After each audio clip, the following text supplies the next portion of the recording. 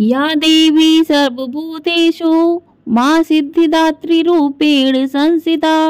नमस्तस्यै नमस्तस्यै नमस्तस्यै नमो नमः।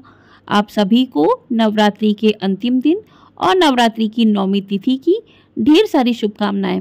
आप सभी पर मां सिद्धिदात्री की कृपा सदा सर्वदा बनी रहे। नवरात्रि की 9वीं तिथि को महानवमी के नाम से जाना जाता है। इस दिन मां दुर्गा के सिद्धिदात्री स्वरूप की पूजा अर्चना की जाती है। इनकी उपासना से रोग, शोक और भय से मुक्ति मिल जाती है। तो आज की वीडियो में हम सुनेंगे नवरात्रि के 9वें दिन मां सिद्धिदात्री की व्रत कथा। यदि आपने व्रत किया है तो इस दिन आपको मां की व्रत कथा भी अवश्य सुननी चाहिए। मां सिद्धिदात्री को मां दुर्गा का प्रचंड रूप माना जाता है। कहते हैं जिस किसी पर मां की विशेष कृपा रहती है, ऐसे लोगों के शत्रु उनके इर्द गिर्द भी नहीं भटक पाते। इसी के साथ कुंडली का छठा और 11वां भाव मां सिद्धिदात्री की पूजा से मजबूत होता है। धार्मिक मान्यताओं के अनुसार मां सिद्धिदात्री की पूजा करने से कोर्ट से संबंधित मामलों में सफलता और दुश्मनों से छुटकारा मिलता है। इसके अलावा मां सिद्धिदात्री की पूजा से केतु ग्रह से संबंधित दोष भी खत्म हो जाता है। तो आज की वीडियो में हम सुनेंगे मां सिद्धिदात्री की संपूर्ण व्रत कथा। तो चलिए व्रत कथा को शुरू करते हैं। आपसे अनुरोध है कि कथा को पूरा अवश्य सुनिएगा और अंत में मां सिद्धिदात्री की आरती भी सुनेंगे। तो चलिए कथा को प्रारंभ करते हैं। मां सिद्धिदात्री से जुड़ी पौराणिक कथा के अनुसार जब पूरे ब्रह्मांड में अंधकार छा गया था, उस अंधकार में एक छोटी सी किरण प्रकट हुई। धीरे धीरे यह किरण बड़ी होती गई और फिर इसने एक दिव्य नारी का रूप धारण कर लिया। कहते हैं यही देवी मां भगवती का 9वां स्वरूप मां सिद्धिदात्री कहलाई। धार्मिक मान्यताओं के अनुसार मां सिद्धिदात्री ने प्रकट होकर त्रिदेव अर्थात ब्रह्मा, विष्णु और महेश को जन्म दिया।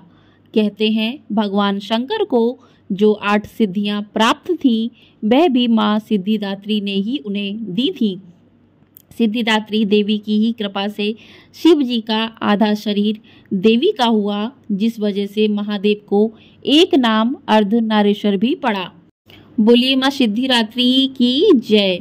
अब सुनते हैं मां से जुड़ी दूसरी कथा। एक अन्य पौराणिक कथा के अनुसार जब सभी देवी देवता महिषासुर के अत्याचार से परेशान हो गए थे, तब तीनों देवों यानी ब्रह्मा, विष्णु और महेश ने अपने तेज से मां सिद्धिदात्री को जन्म दिया था। इसके बाद सभी देवताओं ने इन्हें अपने अस्त्र और शस्त्र प्रदान किए। माता ने महिषासुर से युद्ध करके उसका अंत कर दिया। बोलिए मां सिद्धिदात्री माता की जय। चलिए अब करते हैं मां सिद्धिदात्री की आरती। तो चलिए आरती को करते हैं शुरू।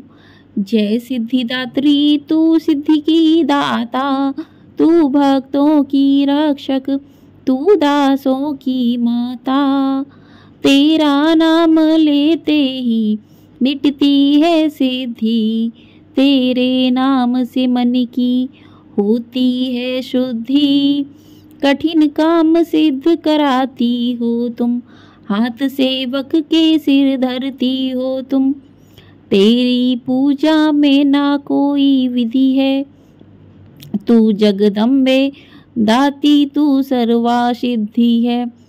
रविवार को तेरा सुमिरन करे जो, तेरी मूर्ति को ही मन में धरे जो। तू सब काम कराती है उसके पूरे, कभी काम उसके रहे ना अधूरे। तुम्हारी दया और तुम्हारी यह माया, रखे जिसके सर पर मैया आप अपनी छाया।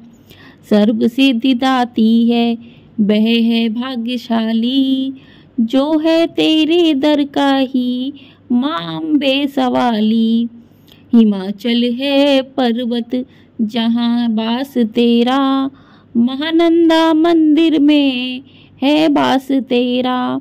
मुझे आसरा तुम्हारा ही माता, भक्ति है सवाली तू जिसकी दाता। जय सिद्धि दात्री तू सिद्धि की माता, तू भक्तों की रक्षक तू दासों की माता। बोलिए माँ सिद्धिदात्री की जय।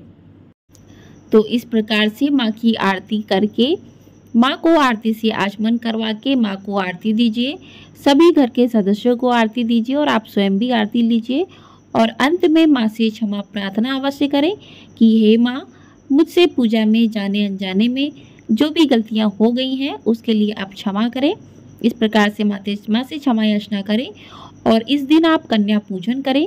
कहते हैं कि नवरात्रि का 9वां दिन महानवमी के नाम से जाना जाता है और इस दिन कन्या पूजन करने से माँ सिद्धिदात्री बहुत प्रसन्न होती है अपने भक्तों पर और उनकी सभी मनोकामनाओं को पूरा करती हैं। दुर्गा माता के 9वें स्वरूप माँ सिद्धिदात्री का दिन 9वां दिन है। मान्यता है कि इस दिन पूरी श्रद्धा के साथ माता की आराधना करने से और व्रत रखने से व्यक्ति को समस्त सिद्धियां भी प्राप्त होती हैं। आज के दिन माँ को उनका प्रिय भोग जरूर अर्पित करें।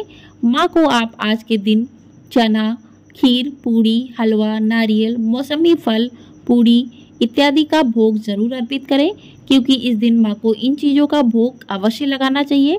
माँ को उनके प्रिय पुष्प गुड़हल या फिर गुलाब का पुष्प अर्पित करें। तो इस प्रकार से माँ को उनकी प्रिय वस्तु अर्पित करके माँ को प्रसन्न कीजिए और माँ से विनती कीजिए कि हे माँ, मेरी सभी मनोकामनाओं को पूरा करें।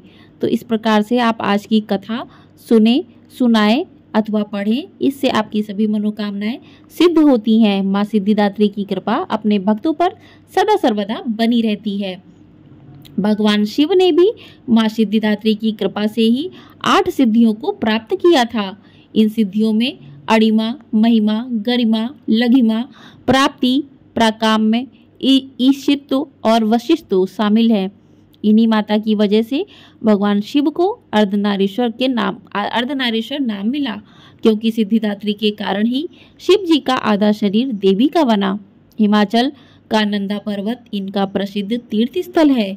मान्यता है कि जिस प्रकार इस देवी की कृपा से भगवान शिव को 8 सिद्धियों की प्राप्ति हुई, ठीक उसी तरह इनकी उपासना करने से अष्ट सिद्धि और नवनिधि बुद्धि और विवेक की प्राप्ति होती है। बोलिए माँ सिद्धिदात्री की जय। तो जो भी भक्तजन माँ की पूजा करते समय घी का दीपक जलाता है और साथ ही माँ को कमल का या गुड़हल का पुष्प अर्पित करता है, इसके अलावा माँ को जो भी फल है, फूल है, मिठाई है और माँ का प्रिय भोग उन्हें अर्पित करता है, तो माँ अपने भक्तों की सभी मनोकामनाओं को पूर्ण करती हैं। तो बोलिए माँ सिद्धिदात्री की जय। आपको हमारे चैनल पर रामनवमी की कथा भी सुनने को अवश्य मिलेगी और कलश विसर्जन किस प्रकार से करना चाहिए, नवमी के दिन करना चाहिए या फिर दशमी के दिन करना चाहिए, सारी वीडियो आपको हमारे चैनल पर मिलेंगी। तो चैनल को सब्सक्राइब नहीं किया है तो चैनल को सब्सक्राइब जरूर कर लें और कमेंट बॉक्स में जय माता दी जरूर लिखें। जय माता दी दोस्तों।